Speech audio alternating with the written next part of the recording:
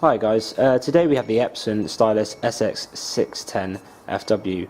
In this brief video I'm just going to quickly show you on how to perform the head cleaning process. So to begin with, we want to get onto the setup menu, so we're just going to scroll down to the little screwdriver and spanner there, and that's the setup one, and we're going to click OK. Then we're going to need to go across to maintenance, so it's just do the right one and OK again, and then just go down to head cleaning. It then comes up with this page here, and just to start head cleaning, all we need to press is the start button. So the reason that we would need to do some head cleaning is if our print quality is quite bad. We can determine this by doing a nozzle check pattern, which is in one of our previous videos, but here's one just here. Okay, so this is what it should look like. Okay, so you can see there's no gaps or anything within these grids here. Now if you was to see a gap within these grids, then this is when we're going to need to do a head clean, because basically there is something blocking the ink from coming out.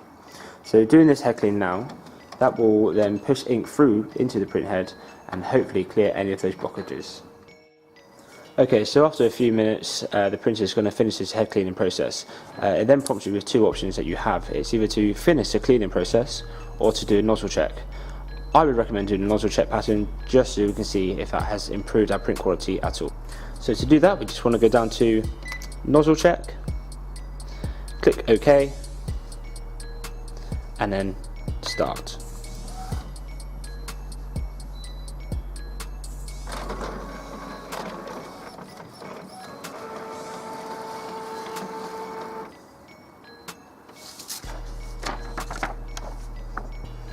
And here we go, as you can see, there's no breakages at all within the grids there, and everything's looking fine.